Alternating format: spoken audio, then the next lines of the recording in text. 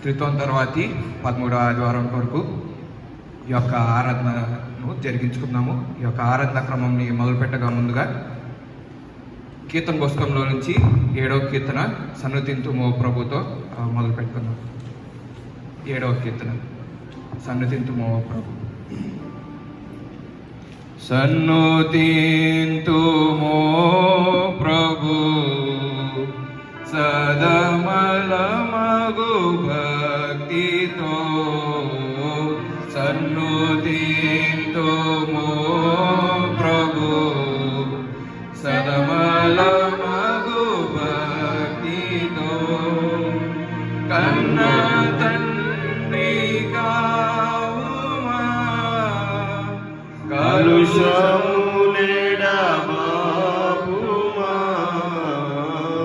సన్నుతింతుమో ప్రభు సదమలమగు భక్తితో, నీతి సూర్య తేజమా జ్యోతిరత్న రాజమా, పాతక జనరక్షక పతిత పావన నామక, సన్నుతింతుమో ప్రభు సదమలమగు భక్తితో, మానవ సంరక్షక దీన నిజయ పోషక, దేవ మానవనందన దివ్య సుగుణ వందన,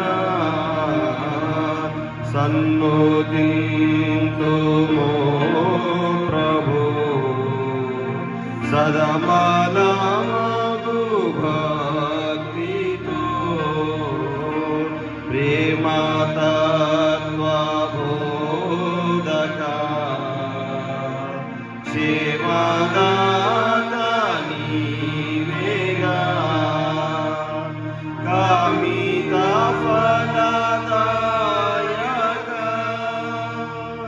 స్వామి యేసునాయక, సన్నుతింతుమో ప్రభు సదమలమగు భక్తితో, పాప చింతలన్నిటినీ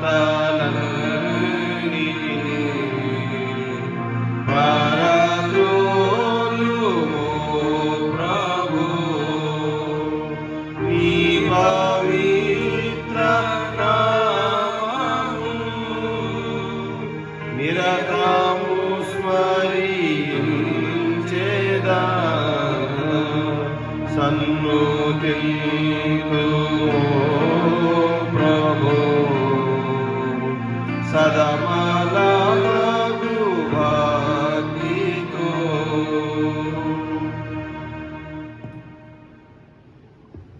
ఆరాధన క్రమం అనుసరించదాము. తండ్రి యొక్కయు కుమారుని యొక్కయు పరిశుద్ధాత్మ యొక్కయు నామమున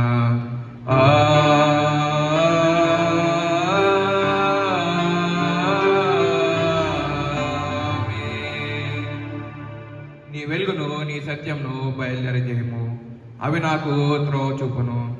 అవి నీ పరిశుద్ధ పర్వతమునకును నీ నివాస స్థలమునకును నన్ను తోడుకొని వచ్చును. అప్పుడు నేను దేవుని బలిపీఠం వద్దకు నాకు ఆనంద సంతోషమును కలిగజేయు దేవుని యొద్దకు చేరుదను. దేవా నా దేవా, సితారా వాయించుచు నీకు కృతజ్ఞత స్తుతులు చెల్లించదను. ప్రభునందు ప్రియులారా, యథార్థ హృదయంతో మన తండ్రి అయిన దేవుణ్ణి సమీపించి ఆయన ఎదుట మన పాపంలను ఒప్పుకొని మన ప్రభు అయిన యేసుక్రీస్తు పేరిట మనకు క్షమాపణ దయచేయమని వేడుకొందుము. ప్రభువు నామము వలననే మనకు సహాయము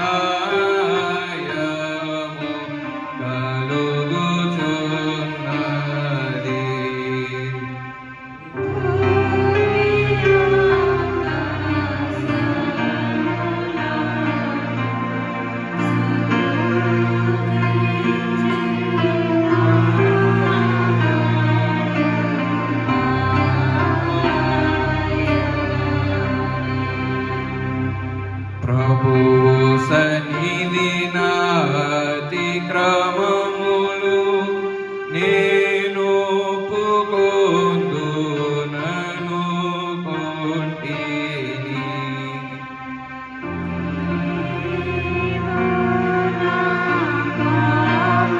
దోషము పరిహరించి ఉన్నావు.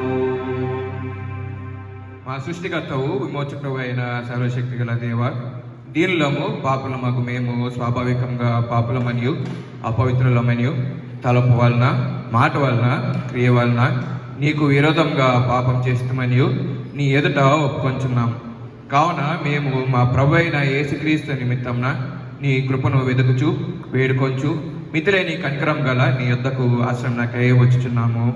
మా కొరకు చనిపోటకై నీ జంతేక కుమారునిచ్చిన మిగుల కనగల దేవ, మమ్మను కనికరించి ఆయన నిమిత్తంన మా సమస్త పాపములకు క్షమాపణ దయచేయము. మేము నీ కృప చేత నిత్య జీవం పొందినట్లు నిన్ను గూర్చియు నీ చిత్తం గూర్చియు సరైన జ్ఞానమును నీ వాక్యములకు తగిన విధేయతను మా యందు పరిశుద్ధాత్మలో వృద్ధి పొందిమని మా ప్రభు అయిన యేసుక్రీస్తు ద్వారా వేడుకొంచున్నాము. ఆమేన్. మన పరలోకపు తండ్రియగు సర్వశక్తి గల దేవుడు మనలను కనికరించి మన కొరకు చనిపోవటకై తన ఏక కుమారునిచ్చి ఆయన మూలంన మన పాపములన్నిటినీ క్షమించున్నాడు. ఆయన నామమందు విశ్వాసం ఉంచు వారికి దేవుని కుమారులకు అధికారం ఇచ్చుచు వారికి తన పరిశుద్ధాత్మను అనుగ్రహించును. నమ్మి బాప్తిసం పొందినవాడు రక్షింపబడును. ఓ ప్రభువా, ఈ రక్షణ మా అందరికీ దయచేయము.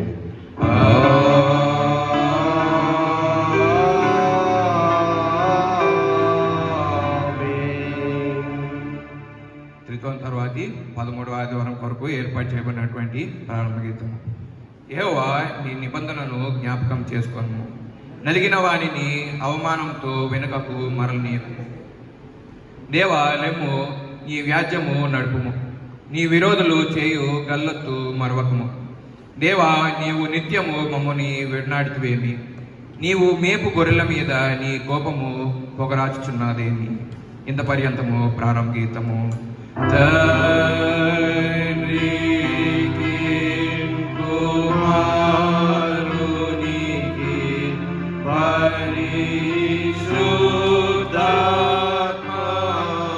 పరిశుద్ధాత్మకును ఆదియందు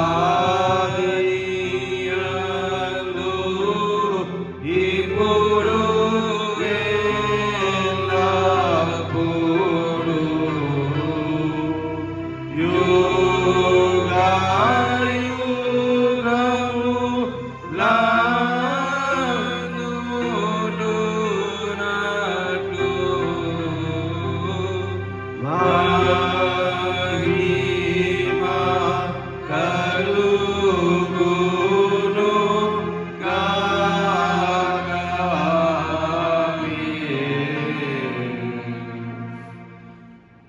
ప్రభువా మమ్మును కనికరింపుము.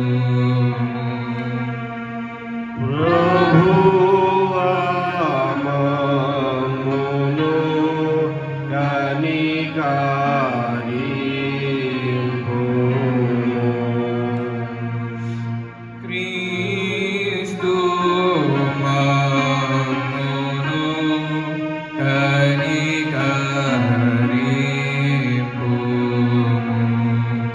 క్రీస్తు మమ్మును కనికరింపుము.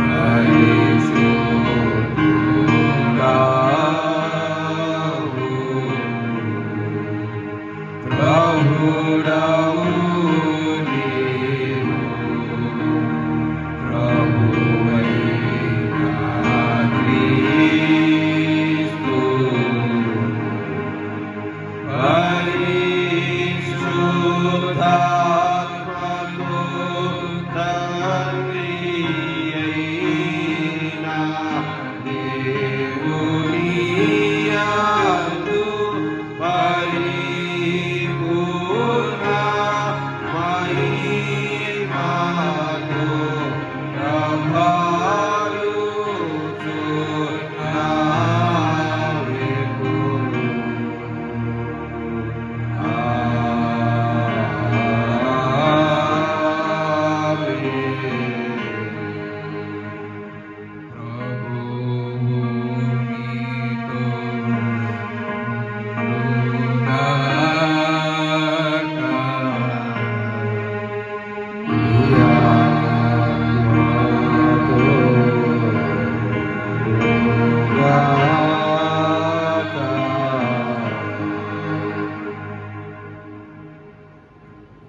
ప్రార్థించు.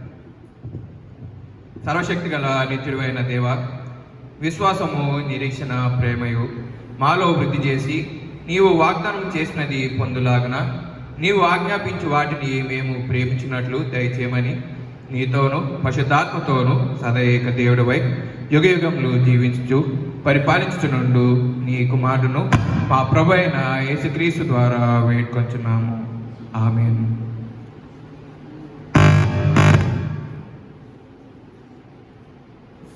చిత్వం తర్వాతి 13వ ఆదివారం కొరకు ఏర్పాటు చేయబడినటువంటి పాఠ్యభాగాలు చదవగా విందాము. మొదటిగా పత్రిక పాఠ్యభాగము. అపోస్తులైన పౌలు గలతీయులకు రాసినటువంటి పత్రిక 3వ అధ్యాయము 15 నుంచి 22 వచనాల వరకు. గలతీయులకు రాసినటువంటి పత్రిక 3వ అధ్యాయము 15 నుండి 22 వచనాల వరకు.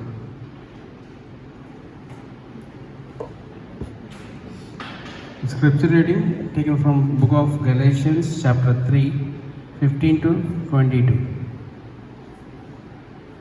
To give a human example, brothers, even within man-made covenant, no annuals are added once it been ratified. Now the promise was made to Abraham and his offsprings. It does not say and to offsprings, referring to many, but referring to one, and to your offsprings, who is Christ. This is what I mean. The law which came 430 years afterward does not annual covenant previously ratified by God, as to make promise a void. For if the inheritance comes by law, it is no longer comes by promise, but God gave it to Abraham by a promise. Why the law? It was added because of transgressions until offspring should come to whom the promise had been made, and it was put in place through angels by intermediary. Now an intermediary impels more than one, but God is one. Is the law then contrary to the promise of God? Certainly not.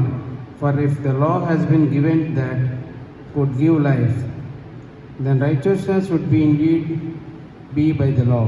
But the scripture imprisoned everything under sin, so that the promise by faith in Jesus Christ might be given to those who believe. Here ends the scripture reading. హల్లెలూయా, హల్లెలూయా, హల్లెలూయా. దినం కొరకే ఏర్పాటు చేయబడినటువంటి సువార్త పాఠ్యభాగము. పరిశుద్ధుడైన లూకా రాసినటువంటి సువార్త 10వ అధ్యాయము 23 నుంచి 37 వచనాల వరకు. పరిశుద్ధుడైన లూకా రాసినటువంటి సువార్త 10వ అధ్యాయము 23 నుంచి 37 వచనాల వరకు. ఓ ప్రభువా, నీకు మహిమ కలుగును గాక. లూకా సువార్త 10వ అధ్యాయము 23వ వచనం ప్రారంభము. అప్పుడు ఆయన తన శిష్యుల వైపు తిరిగి, మీరు చూచుచున్న వాటిని చూచు కన్నులు ధన్యములైనవి. అనేక మంది ప్రవక్తలను రాజులను మీరు చూచుచున్నవి చూడగోరి చూడకయు, వినగోరి వినకయు ఉండిరని మీతో చెప్పుచున్నానని ఏకాంతమందు వారితో అనెను. ఇదిగో, ఒకప్పుడు ధర్మశాస్త్రోపదేశకుడు ఒకడు లేచి, బోధకుడా, నిత్యజీవమునకు వారసుడునగుటకు నేనేమి చేయవలనని ఆయనను శోధించుచు అడిగెను. అందుకు ఆయన, ధర్మశాస్త్రమందేమి రాయబడి ఉన్నది, నీవేమి చదువుచున్నావని అతను అడుగగా, అతడు, నీ దేవుడైన ప్రభువును నీ పూర్ణ హృదయముతోనూ, నీ పూర్ణ మనస్సుతోనూ, నీ పూర్ణ శక్తితోనూ, నీ పూర్ణ వివేకముతోనూ ప్రేమింపవలననియు, నిన్ను వలె నీ పొరుగువాని ప్రేమింపవలననియు రాయబడి ఉన్నదని చెప్పాను. అందుకాయన, నీవు సరిగా ఉత్తరమిచ్చితివి, అలాగు చేయుము, అప్పుడు జీవించదవని అతనితో చెప్పాను.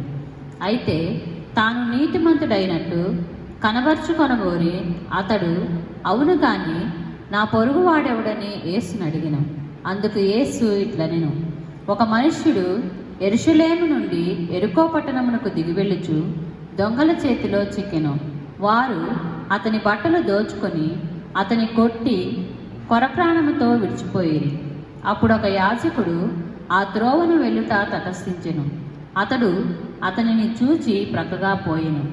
అలాగుననే లేవీయుడొకడు ఆ చోటికి వచ్చి చూచి ప్రక్కగా పోయెను.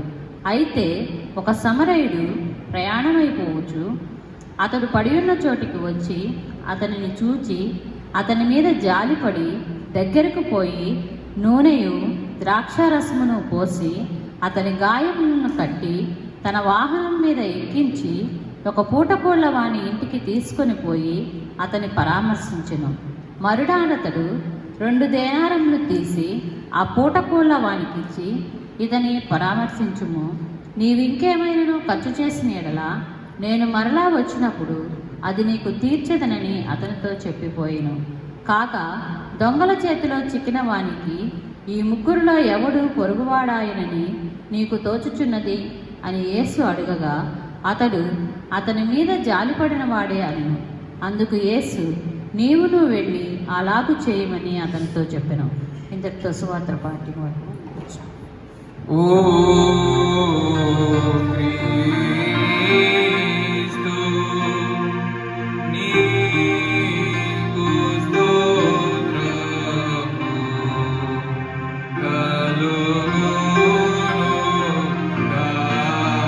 కలుగునుగాక.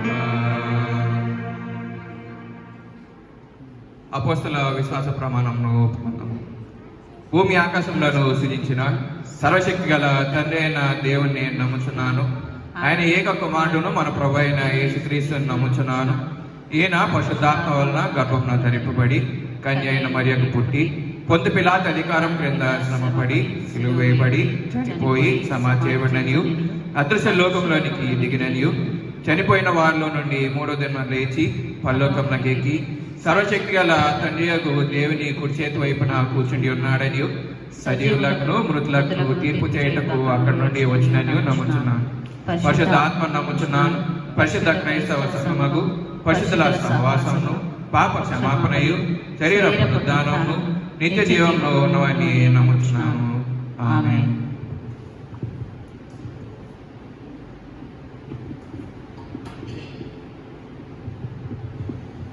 దేవుని వాక్యం వినక పూర్వం సంఘం అంతా కలిసి సంఘారాధన కీర్తనల పుస్తకం నుండి 405వ కీర్తన, దేవుడే నాకు ఆశ్రయంబు దివ్యమైన దుర్గం అనే కీర్తన పాడిన పిదప దేవుని వాక్యాన్ని విందాం.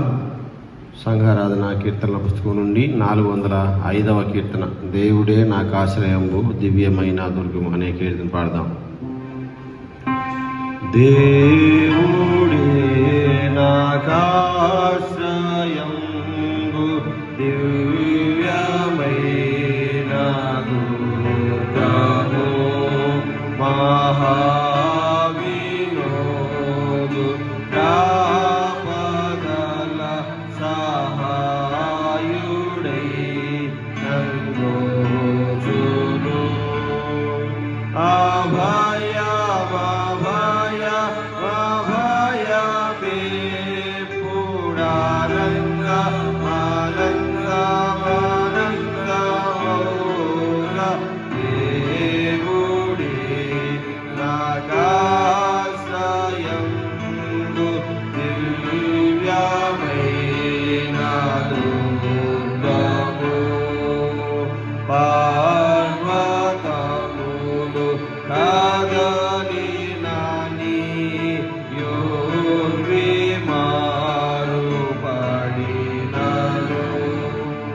సర్వము ఘోషించుచుని సంద్రము పొంగినను.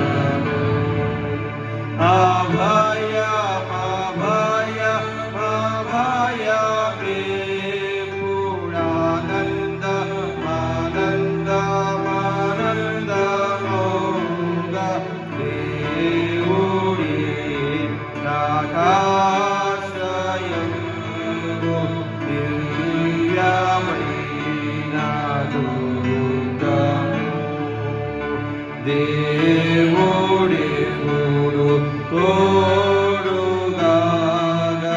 దేశము వాటిల్లును. ఆతావునందు ప్రజలు మిగుల ధన్యులై వసింతురు.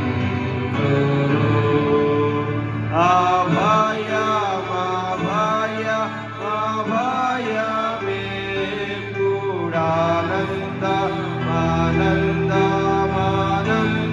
పూడానందమానందమానందమోగా దేవుడి నాకాశ్రయము దివ్యమైన దుర్గము. రాజ్యము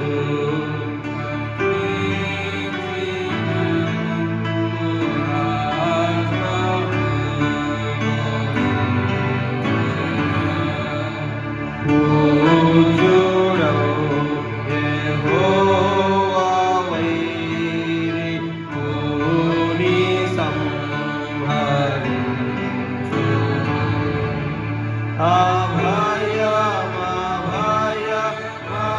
అభయమే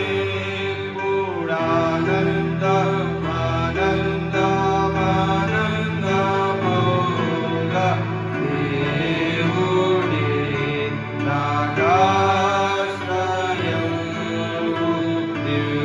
దివ్యమైన దుర్గము. విల్లు విరాచు నాయన తెగ వల్లెము నరకు నాయన. చల్ల చెదర చేసిరి కుల ఎల్ల నాయని.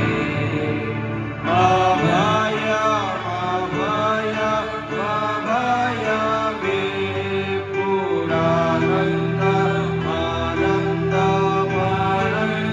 పూడానందమానందమానందమోగా దేవుడి నాకాశ్రయము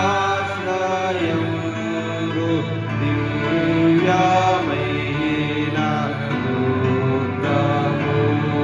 పిశాచిపూర్ణ బలమునాతో పెనుగులాడ జడియము. నశించు శత్రు గణము దేవు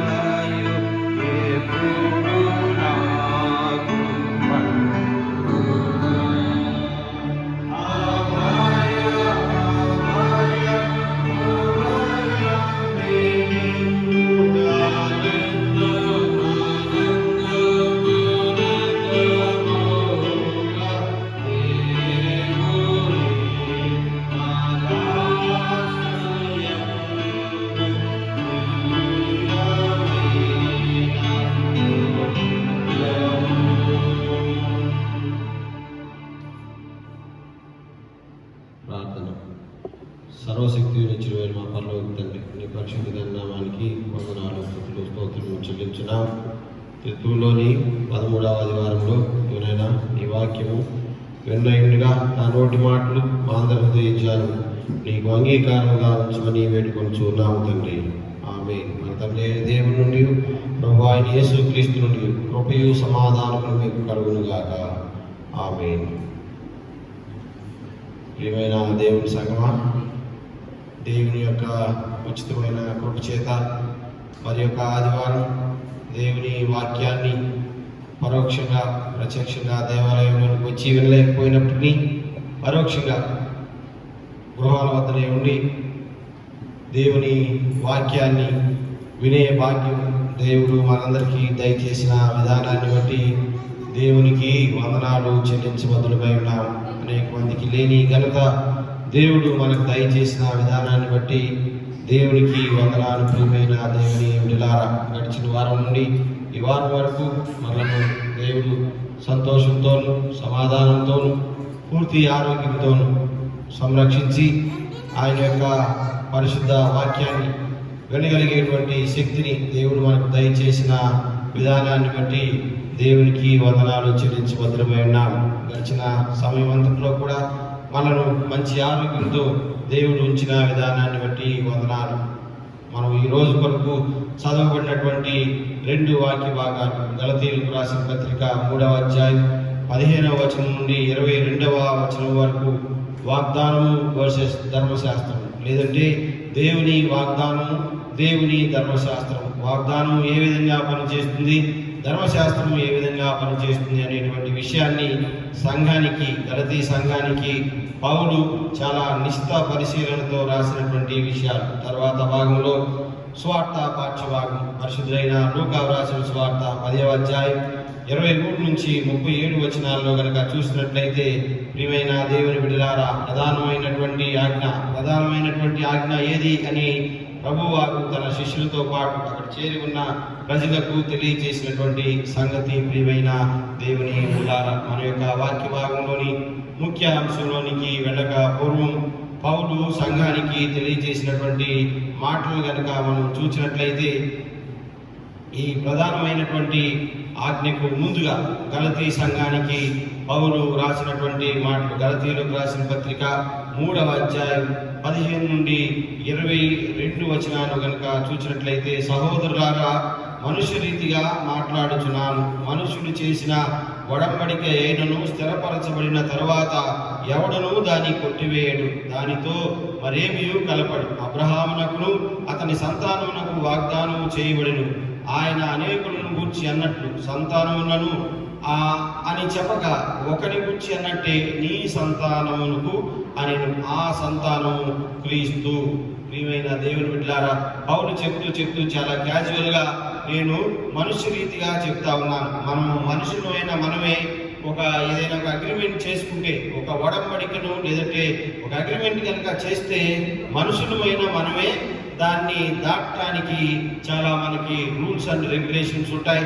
దాన్ని దాటాలంటే మన వల్ల కాదు. అటువంటిది దేవుడు చేసిన ఆ వాగ్దానాన్ని దేవుడు కొట్టివేయడు. అబ్రహామునకును అతని సంతానమునకు వాగ్దానం చేయబడిను.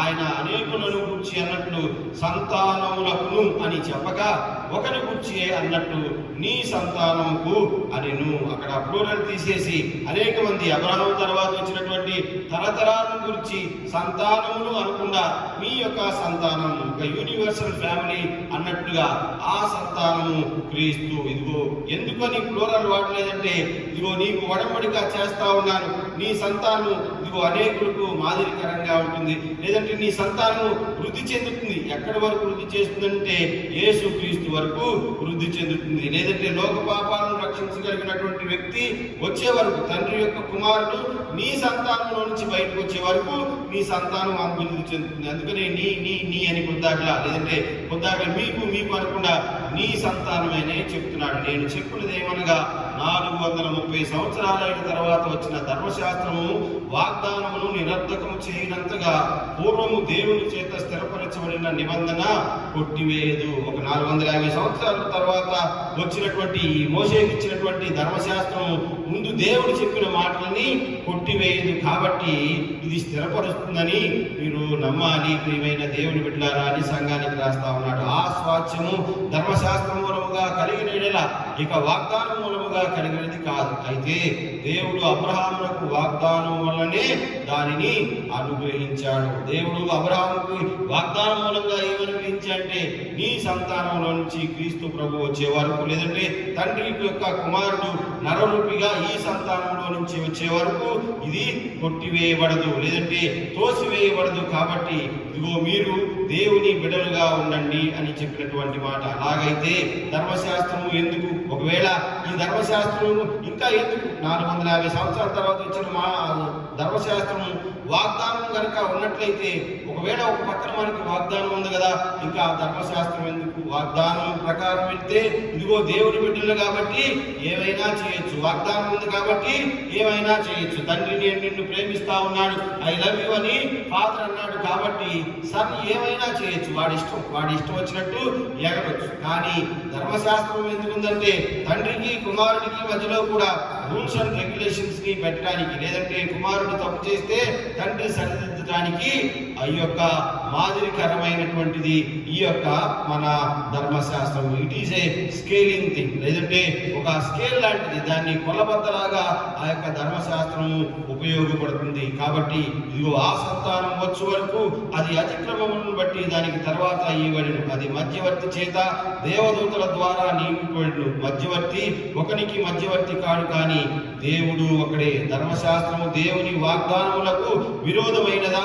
అట్లనరా. దేవుని యొక్క వాగ్దానానికి ధర్మశాస్త్రానికి క్లాషెస్ ఏమీ లేవు. దేవుని యొక్క వాగ్దానం ఏమనగా, ఇదిగో నీకు నీ సంతానానికి నేను తోడై ఉంటాను.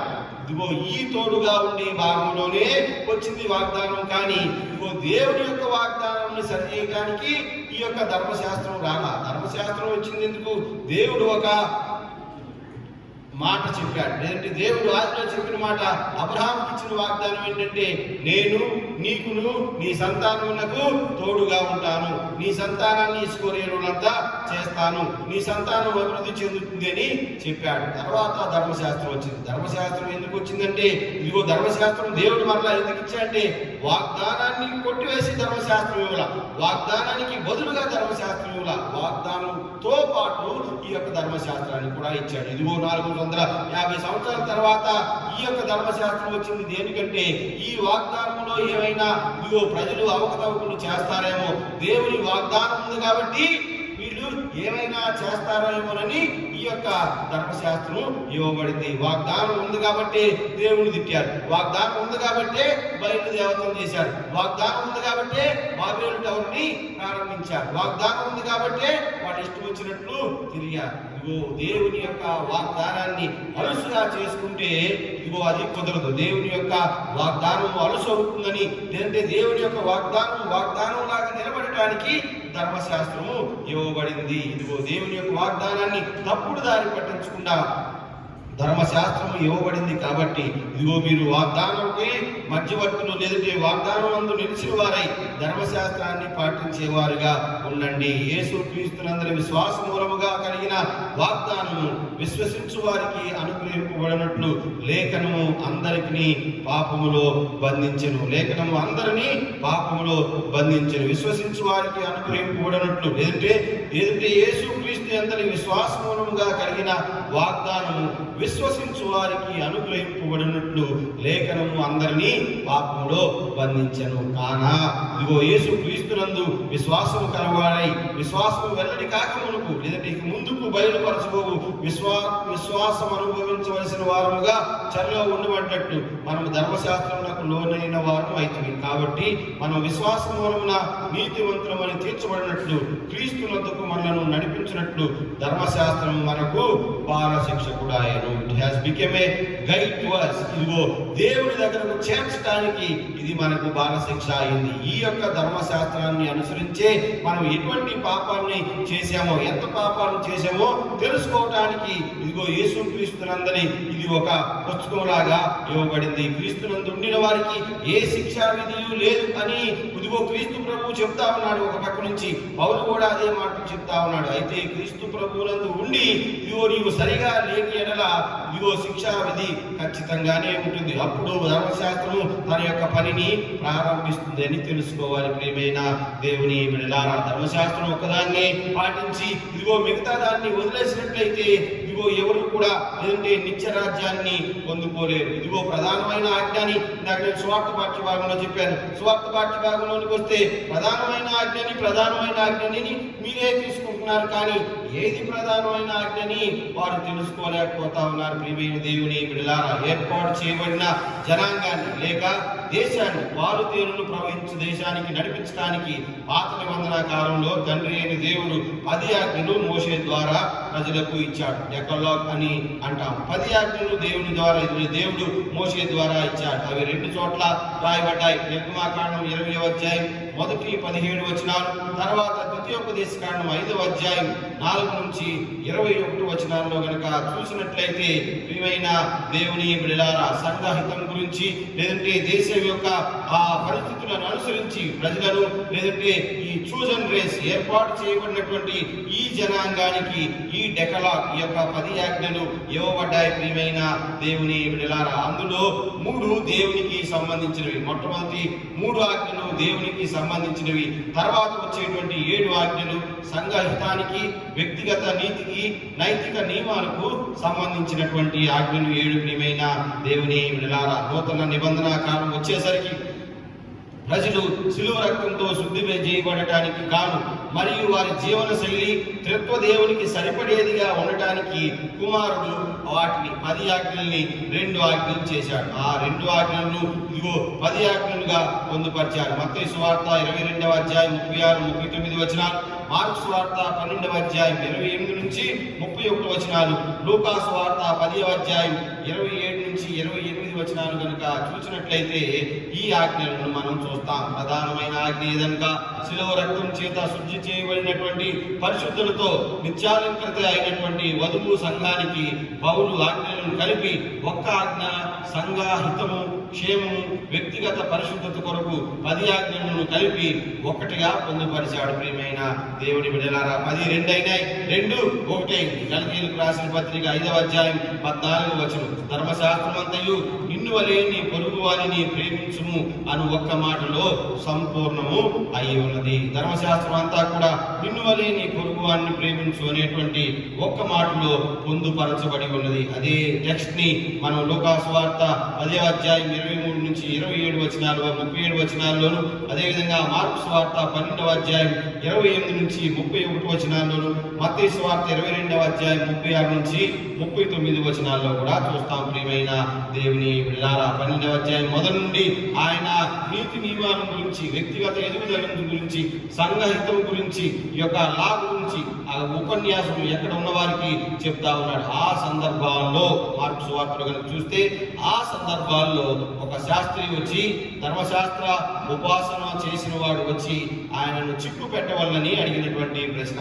తెలుసుకోవాలని అడిగిన ప్రశ్న కాదు. తెలుసుకోవాలని అడగటం వేరు, చిక్కు పెట్టాలని అడగటం వేరు. ప్రియమైన దేవుని బిడ్డలారా, పండితుడు తన యొక్క పాండిత్యాన్ని ఇదిగో యేసయ్య కూడా చూపించాలి, ఇదిగో ఆయన ఇబ్బంది పెట్టాలని ఒక ప్రశ్న అడిగాడు. ప్రియ దేవుని బిడ్డలారా, యాజ్ పర్ సైకాలజీ మనందరికీ తెలుసు కదా, మానసిక శాస్త్రం ప్రకారం ఒకరిని ప్రశ్న అడిగితే అడిగిన వారు ఏమి జవాబు ఎదురు చూస్తారో అది విన్నవాడు చెప్పాలి. లేదంటే అడిగేవాడికి ఉత్తరం ఇచ్చేవాడు కనుక చెప్తే వాడు సాటిస్ఫై అవుతాడు. కానీ అలాగా కాకుండా చెప్తే వాడు సాటిస్ఫై అవ్వడు. ప్రియమైన దేవుని బిడ్డలారా, ఆ శాస్త్రి వచ్చి బోధకుడా అనేటువంటి మాటను ఉపయోగించి ఇగో బోధకుడా నిత్య జీవముకు వారసునవుటకు నేను ఏమి చేయవలనని ఆయనను శోధించు అడిగాను. అక్కడ జరిగినటువంటి ఆ కాన్వర్జేషన్ మొత్తం కూడా ప్రియమైన దేవుని బిడ్డలారా డైలాగ్ ఫార్మాట్ లోనే ఉంటుంది. మనందరికీ తెలిసిన విధంగా మనం చెప్తాం కదా, ఆ సోక్రటిక్ మెథడ్ అంటాం. సోక్రటిక్ మెథడ్ అంటే Socratic method is a form of cooperative and argumentative dialogue between two individuals. ఇద్దరు కావాలి.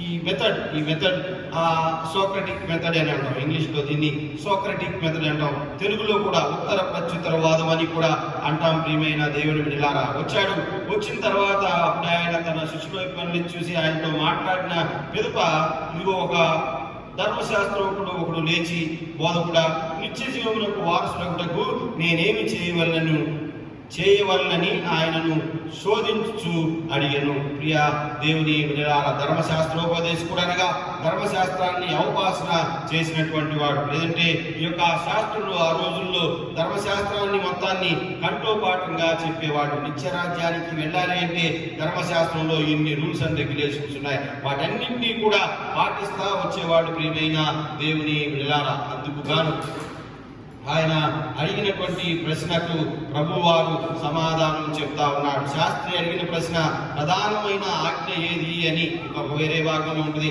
ప్రధానమైన ఆజ్ఞ ఏది అనగా ధర్మశాస్త్రం తెలిసిన వారికి ఆ రోజుల్లో లేదంటే ఉన్నటువంటి ఆ గొప్ప సూత్రాలు, ప్రధానమైన ఆజ్ఞ ఏది అంటే కొందరు సర్కంసిషన్ అని చెప్తారు, సున్నతి అని చెప్తారు, కొందరు సబ్బాత్ అని చెప్తారు, కొందరు బలులని చెప్తారు, కొంతమంది హోమాలని చెప్తారు, కొంతమంది ఉపవాసములని చెప్తారు, లేదంటే కొంతమంది ఇంకా రకరకాలైనటువంటి ఆ రోజుల్లో ఉన్నటువంటి వాళ్ళకు ఉన్నటువంటి అభిప్రాయం. ప్రధానమైన ప్రశ్న ఏది లేదంటే ప్రధానమైన ఆజ్ఞ ఏదంటే చాలా మంది ఈ యొక్క ధర్మశాస్త్రాన్ని ఉపయోగించి సర్కంసిషన్ అని, సబ్బాతు అని, లేదంటే బలులని, హోమాలని అనేక సార్లు చెప్తారు. ప్రతి యూదుడు రోజుకి 2 సార్లు ప్రార్థన చేస్తాడు. షమ్మా అని అంటారు. ఇందులోని మాటలు ద్వితీయోపదేశకాండం 6వ అధ్యాయం 4వ వచనం, ఇశ్రాయేలు వినుము, మన దేవుడైన యెహోవా అద్వితీయుడగు యెహోవా, నీ పూర్ణ హృదయముతోను, నీ పూర్ణ ఆత్మతోను, నీ పూర్ణ శక్తితోను నీ దేవుడైన యెహోవాను ప్రేమింపవలెను. ద్వితీయోపదేశకాండం 6వ అధ్యాయం 4 నుంచి 9 వచనాల్లో ఉన్నటువంటి మాటలు అవి. అయితే ఆ మాటలను అనుసరించి ఆ యొక్క శాస్త్రికి పూర్తిగా తెలుసు, ఇదిగో ఒకడు నిత్య జీవం పొందాలి అంటే, నిత్య జీవానికి వారసుడు అవ్వాలి అంటే ద్వితీయోపదేశకాండం 6వ అధ్యాయం 4 నుంచి 9 వచనాలు జరుపుకున్నటువంటి పాఠ్యభాగం వాళ్ళు కంఠోపాఠంగా చెప్పేటువంటి పాఠ్యభాగం. నీ పూర్ణ హృదయంతోనూ, సహజంగా ఒకసారి వచ్చినటువంటి ఈ యాడ్జెక్టివ్ని రెండోసారి వాడిన అవసరం. మనకి ఉన్నటువంటి ఈ తెలుగులో కానీ ఇంగ్లీష్లో కానీ ఏ భాషలో అయినా, భాష ప్రధానంగా జరిగే చోట నీ పూర్ణ హృదయంతోనూ తర్వాత నీ ఆత్మతోనూ అనొచ్చు. కానీ ఇక్కడ ఉన్నటువంటి స్ట్రెస్ ఏంటంటే ఆ పదంలో నీ పూర్ణ హృదయంతోనూ, నీ పూర్ణ ఆత్మతోనూ, నీ పూర్ణ శక్తితోనూ, నీ పూర్ణ వివేకంతోనూ నీ దేవుడైన యెహోవాను ప్రేమింపవలెను. అన్నిసార్లు నీ పూర్ణాన్ని చెప్పడానికి గల కారణం ఏంటంటే స్ట్రెస్ ఫ్రీమైన దేవుని బిడ్డలారా, with all your capacity, with all your hope, with all your mind, with all your body, with all your strength అని ప్రతిసారి కూడా చెప్పడం ప్రియమైన దేవుని బిడ్డలారా ఆయనకి బాగా తెలుసు, ఆ శాస్త్రికి బాగా తెలుసు. అయితే శాస్త్రి అడిగిన ప్రశ్న జవాబుతో పాటు, లేదంటే ఆయనకి ప్రభువారు జవాబు ఇవ్వడంతో పాటు ఇంకొక సమాధానాన్ని, ఇంకొక అడిషనల్ జవాబును కూడా ఇచ్చాడు ప్రియమైన దేవుని బిడ్డలారా. అది ఏమనగా, ఇదిగో నిన్ను వలే నీ పొరుగు వారిని ప్రేమించు, నీ పూర్ణ ఆత్మతో, నీ పూర్ణ హృదయంతో, నీ పూర్ణ శక్తితో, నీ పూర్ణ ఆత్మతో ఇదిగో నీ దేవుడైన యెహోవాని ప్రేమించు.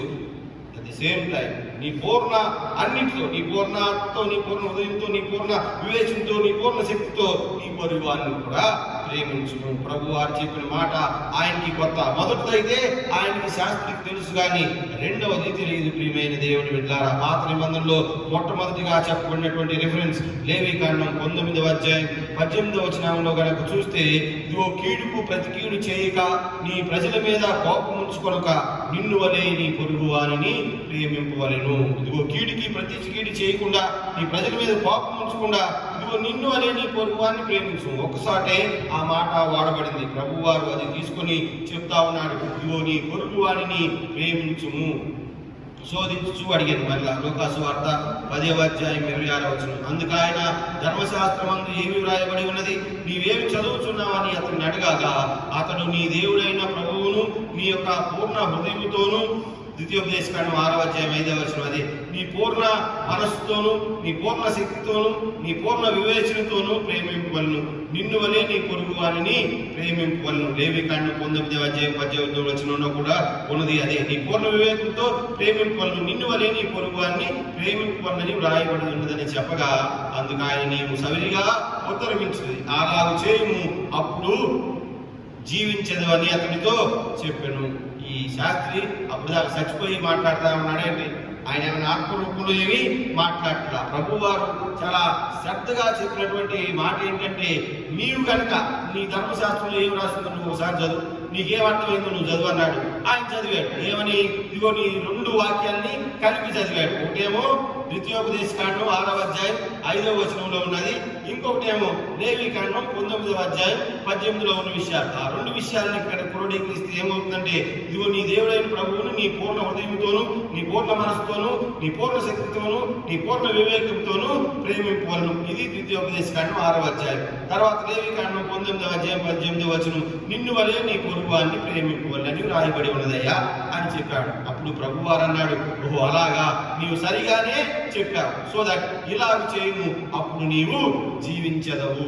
ఇప్పుడు నీవు జీవిస్తున్న జీవితం సరిగా లేదు. నేనేదో కనపడ్డానని నన్ను చిక్కులు పెట్టాలని నీవు వచ్చావు. This is not the original life. ఇది నిజమైనటువంటి జీవితం కాదు. ఇది ఆడంబరమైనటువంటి జీవితం. ఎప్పుడు చూసినా కానీ తెల్లగుడ్లు వేసుకొని పొద్దాక చర్చిలో కూర్చొని వచ్చే పోయేవాడిని చిక్కు ప్రశ్నలు అడగటమే ఈ పని. ఇదిగో ఈ యొక్క శాస్త్రుల యొక్క పని ఏంటంటే, వచ్చే పోయే భక్తుల్ని ఈ తెల్లగుడ్లు వేసుకొని ఆడ పైన కూర్చొని మంచి కిరీటం పెట్టుకొని శుభ్రంగా పెద్ద చైర్లో కూర్చొని వచ్చే పోయేవాడిని నువ్వు పాపి, నువ్వు పిచ్చోడివి, నువ్వు దేశానికి పనికిరావు ఈ మాటలు చెప్పడమే కానీ వాళ్ళు అవలంబించింది ఎక్కడా కనిపించలేదు. ప్రియమైన దేవుని బిడ్డలారా, అదేమంటే బుద్ధాకుల పుస్తకం చూపించి చూస్తున్నారు. ఆ పుస్తకంలో ఏముందో మామూలుడికి తెలియదు అసలు. ఇదేంటంటే ధర్మశాస్త్రం అంటున్నారు. ధర్మశాస్త్రంలో ఏముందో వాడే చదవగలడు. ఆయనకి అమ్మాయికి వచ్చు, ఆయనకే ఇప్పుడు వచ్చు. మామూలుడికి ఎవరికి రాదు. మామూలుడికి ఎవరికి రాదు. ఆ పుస్తకం మాత్రం ఆర్డర్ మీద నుంచి కిందకి రాదు. ఏమని అంటే, ఇదిగో rules and regulation, rule number 1, class number 2, లేదంటే సబ్ క్లాస్ నెంబర్ 3 అని వాళ్ళని దోసుకోవటమే సరిపోయింది కానీ వాళ్ళు సరిగా జీవించినట్లు లేదు. ప్రభు వారు అందుకే అంటున్నాడు ఒకే ఒక సూటి మాట, ఇదిగో నీవు సరిగా ఉత్తరం ఇచ్చితివి, అలాగూ చేయము అప్పుడు నీవు జీవించదు. ఇప్పుడు నువ్వు సచ్చినట్టే లెక్క. నువ్వు ఇన్ని ప్రశ్నలు అడిగినా కానీ నీవు సచ్చిన వాడితోనే సమాపు. ఇదిగో నీవు అలాగూ చేసిన ఎడల నీవు జీవించదు. నీవు మాటకైతే చెప్తున్నావు, నీ పూర్ణ హృదయంతో నీ పూర్ణ వివేచనతో నీ పూర్ణ ఆత్మతో నీ పూర్ణ మనసుతో నీ పూర్ణ బలంతో ఇదిగో దేవుని ప్రేమించు. అట్ ది సేమ్ టైం పొరుగు వారిని కూడా అలాగే ప్రేమించు. ఈ డెక్కలాగ్లో ఉన్నాయి, లేదంటే ఈ 2 ఈ పెంటెట్యూక్లో ఉన్నటువంటి ద్వితీయోపదేశకాండంలోను లేవికాండంలోను ఈ పంచకాండాల్లో ఉన్న నీవు తీసుకొని ఈ రిఫరెన్స్ చెప్తున్నావు. కానీ do you ever believe on those things? Do you ever practice those things? నీవు ఎప్పుడైనా వాటిని అవలంబించావా? ఇదిగో నీవు గనక అవలంబిస్తే నీవు బ్రతుకుతావు అని అతనితో చెప్పాను. అయితే తాను నీతిమంతుడై ఉన్నట్లు కనపరుచుకొనవలని ప్రభువారు ఎప్పుడైతే నీవు బ్రతుకుతావు ఈ పాటించన్నాడో వాడేంటి, నేను ఇన్ని పాటిస్తానే ఉన్నానయ్యా, నేను అలాంటి కాదు, నేను నీతిమంతుడిని అని చెప్పడానికి ప్రభు వారికి అతను నీతిమంతుడైనట్లు కనపరుచుకొని కోరి అతడు అవును కానీ నా పొరుగు వాడేవాడని యేసును అడిగాడు. Who is my neighbour? అయితే ఈ ప్రభువారు నువ్వు ఎప్పుడైతే వీటిని అవలంబించు బ్రతుకుతావన్నాడో, ఓహో ఈయనకి అర్థమైపోయింది మనం ఇప్పుడు పాటించలేదనుకున్నాడని. నేను పాటిస్తున్నాను అని చెప్పాలనుకుని, లేదంటే నేను నీతిమంతుడిని అన్నట్టు చెప్పాలనుకుని, అయ్యా నువ్వు చెప్పింది కూడా నాకు బాగా అర్థమైంది.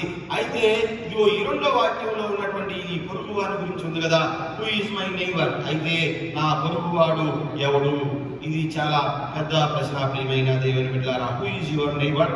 ఎలెన్ జి వైట్ 1858లో మంచి ప్రపంచ ప్రఖ్యాతిగాంచినటువంటి రైటర్. ఆవిడ ఒక పుస్తకాన్ని రాసింది, ది గ్రేట్ కాంట్రవర్సీ. ఆ పుస్తకం పేరు ప్రియమైన దేవుని బిడ్డలారా. ఆ పుస్తకం చాలా ప్రపంచ ప్రఖ్యాతిగాంచిన పుస్తకం. ఆ పుస్తకంలో దీనికి ఉన్నటువంటి పేరు ఏంటంటే a vision of life, the parable offers. ఆవిడ రాసింది ఏంటంటే this parable offers a vision of life. Who is your neighbour? Ellen G White రాసినటువంటి ఈ గ్రేట్ కాంట్రవర్సీతో పాటు క్రిస్టియన్ ఆబ్జెక్ట్ లెసన్స్ అనేటువంటి ఇంకొక పేపర్ ప్రజెంటేషన్ కూడా వారు రాశారు. క్రైస్తవ్యానికి ఏమేమి ఉన్నాయో ఈ ఆబ్జెక్ట్స్ అన్ని రాసింది ప్రియమైన దేవుని బిడ్డలారా. నైబర్ అనేటువంటి గ్రీకు మాట ఇహితోనస్ అని వస్తుంది. GITONAS అని జీ సైలెంట్. ఇహితోనస్ అనేటువంటి మాట, ఇహితోనస్ means neighbour. Neighbour means someone who is near. అది మనకు తెలిసినటువంటి అర్థం. కానీ ఈ ఈథోనస్ అనే దానికి కొద్దిగా దానికంటే ఇంకా లోతు మాట ఉన్నది ప్రియమైన దేవుని బిడ్డలారా. అందులో మరి ముఖ్యంగా ఈవిడ రాసినటువంటి గ్రేట్ కాంట్రవర్సీ అనేటువంటి పుస్తకంలో ఆల్మోస్ట్ ఒక 14 పేజీలు నా పొరుగువాడు ఎవరు అనే దాని గురించి ఎక్స్ప్లెయిన్ చేసి చెప్పారు. ఇదిగో నా పొరుగువాడు ఎవరు ప్రియమైన దేవుని బిడ్డలారా. నా పొరుగువాడు ఎవడని అడగగా వెంటనే అతడు అయితే ఇదిగో నా పొరుగువాడు ఎవడని ఆయన్ని అడిగను. అందుకు యేసు ఇట్లా నేను ఒక మనుషుడు యెరూషలేము నుండి యెరికో పట్టణమునకు దిగి వెళ్ళుచు దొంగల చేతిలో చిక్కెను. కథ ప్రారంభమైంది. ప్రభు వారు చెప్పినటువంటి ఈ మంచి సమరయుని కథ చిన్నబిడ్డకి Sunday school good Samaritan, women samaj good Samaritan, Sunday churches good Samaritan, తర్వాత refugees good Samaritan, women empowerment good Samaritan. ఈ గుడ్ సమారిటన్ 1000 రకాలుగా ఈ కథ ఉంది ప్రియమైన దేవుని బిడ్డలారా. రకరకాలుగా చూశారు, కానీ మనం will see in one different angle. దీన్ని అలాగా చూద్దాం ప్రియమైన దేవుని బిడ్డలారా. ఉన్నది ఉన్నట్లే చూద్దాం. ఇదిగో మంచి సమరయుని కథ కనుక మనం చూసినట్లయితే, మంచి సమరయుని ఉదంతంలో ప్రియ దేవుని బిడ్డలారా మనం కనుక చూసినట్లయితే స్టార్టింగ్ లో ప్రభు వారు చెప్తా ఉన్నాడు. ఆయన అడిగాడు, అయ్యా నా నైబర్ ఎవరు, నా యొక్క పొరుగువాడు ఎవడు? నేను దక్కున నా తర్వాత ఉన్నవాళ్ళు నా పొరుగువాడు. నేను, నా వాళ్ళు, మా వాళ్ళు, తర్వాత పొరుగువాడు. ఈ పొరుగువాడు అనే దానికి ఆ రోజుల్లో ఉన్న ఇంపార్టెన్స్ చాలా గొప్పది ప్రియమైన దేవుని బిడ్డలారా. ప్రభు వారు ఇది చెప్పడానికి కూడా కారణం అదే. ఇదిగో క్సెనోఫోబియా మీన్స్ పరదేశుల ఎడ్ల వివక్షత, ఇదిగో జాతి వివక్షత. మనకందరికీ తెలుసు కదా, ఇది యొక్క ఇసాకు యాకోబుల దగ్గర నుంచి మొదలై మొన్న అమెరికాలో జరుగుతున్న దాకా ఇదంతటికీ జాతి వివక్షతే కారణం ప్రియమైన దేవుని బిడ్డలారా. ప్రపంచాలు అట్టుడికిపోయి కొన్ని లక్షల కోట్ల మంది ప్రపంచ జనాభాలో, ఇప్పుడున్న జనాభాలో ఆల్మోస్ట్ 70% మంది అంతకుముందే చచ్చిపోయారు. Only because of this racism. ఈ యొక్క జాతి వివక్షతను అనుసరించి ఎన్నో కోట్లు మానవ జాతి పుట్టింది మొదలుకొని, ఈ భూమి మీద మానవ జాతి పుట్టింది మొదలుకొని ఎప్పటిదాకా దీని గురించి తను చచ్చిపోతే సగానికి పైనే ఉన్నారు ప్రియమైన దేవుని బిడ్డలారా. ఈ క్సెనోఫోబియా, పరదేశుల ఎడల వివక్షత, జాతి వివక్షత మనందరికీ తెలుసు. నాజీలం దగ్గర నుంచి అమెరికా గొడవల దాకా, మన ఇంటి పొరుగు దగ్గర నుంచి, ఇరుగు దగ్గర నుంచి ఎప్పుడు వచ్చినా కానీ ఈ జాతి వివక్షతే ప్రియమైన దేవుని బిడ్డలారా.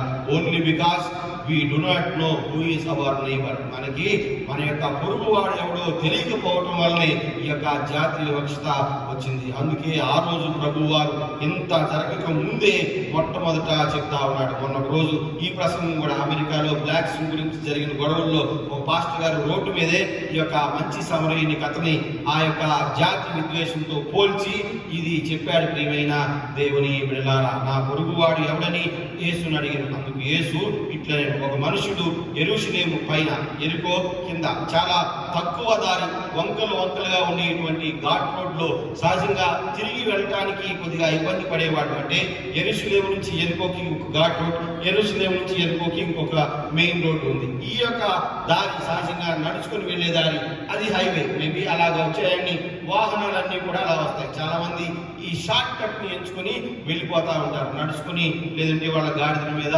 వెళ్ళిపోతా ఉంటారు. అలాగా వెళ్ళేటప్పుడు అది దొంగలకి ప్రధాన కేంద్రంగా ఉండేటువంటి దారిగా మనం దాన్ని చూస్తాం. యెరూషలేము నుండి ఈ యొక్క యెరికోకి వెళుతున్నటువంటి మనిషిని ఈ దొంగలు కొట్టారు. దొంగలు కొట్టి అక్కడ పడివేసి వెళ్ళారు. తర్వాత వెళ్ళిన ముగ్గురు యెరూషలేము నుంచి యెరికోకు వస్తున్నారా, యెరికోకు నుంచి యెరూషలేముకి వెళ్తున్నారా? ఇది ఒక పాస్టర్ గారు నన్ను అడిగాడు. అక్కడ లేదు కదరా అని అన్నాడు. అక్కడ లేదు కదరా సంగతి అంటే, ఎందుకు లేదన్నా అని మళ్ళీ చదవటం వల్ల 2-3 సార్లు చదివాడు. 2-3 సార్లు చదివించా. 2-3 సార్లు చదువు అన్నారు. అందుకు యేసు ఇట్లా, నేను ఒక మనుషుడు యెరూషలేము నుండి యెరికో పట్టణమునకు దిగి వెళ్ళుచు దొంగల చేతిలో చిక్కాడు. వెళ్ళే మనుషులే,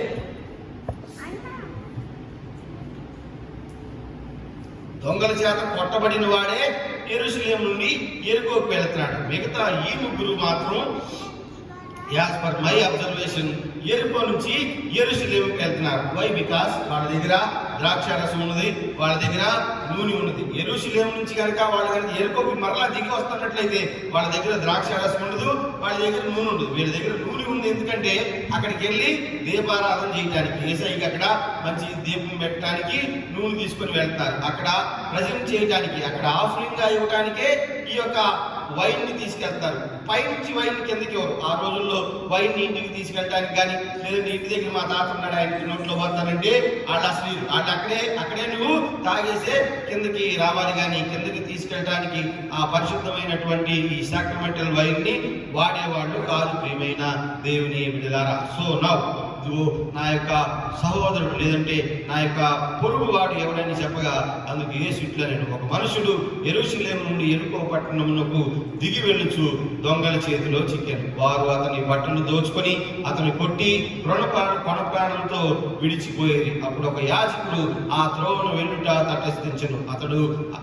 అతనిని చూసి పక్కగా పోయాను. అలాగుననే లేవీయుడు ఒక చోటికి వచ్చి చూసి పక్కగా పోయాను. అయితే ఒక సమరయుడు ప్రయాణమైపోవచ్చు అతను పడి ఉన్న చోటికి వచ్చి అతనిని చూసి అతని మీద జారిపడి దగ్గరకు పోయి నూనె ద్రాక్షారసము పోసి అతని గాయములను కట్టి అతని వాహనం మీద ఎక్కించి ఒక పూట కూలి వాడి ఇంటికి తీసుకొని పోయి అతన్ని పరామర్శించాను. మరునాడు అతడు 2 దేనారములు తీసి ఆ పూట కూలి వాడికి ఇచ్చి అతన్ని పరామర్శించుము, నీవింకేమైనా ఖర్చు చేసిన ఎడల నేను మరలా వచ్చినప్పుడు అది నీకు తీర్చేదనని అతనితో చెప్పి పోయాను. కాగా దొంగల చేతిలో చిక్కిన వారికి ఈ ముగ్గురులో ఎవడు పొడుగువాడని నీకు తోచుతున్నదని యేసుని అడగగా, యేసు అతనిని అడగగా. ప్రియమైన దేవుని బిడ్డలారా, ఇక్కడ కనుక చూసినట్లయితే నేను చెప్పినటువంటి క్సెనోఫోబియా, పరదేశుని ఎడల వివక్షత, మొదటివాడు యాజకుడు, రెండవ వాడు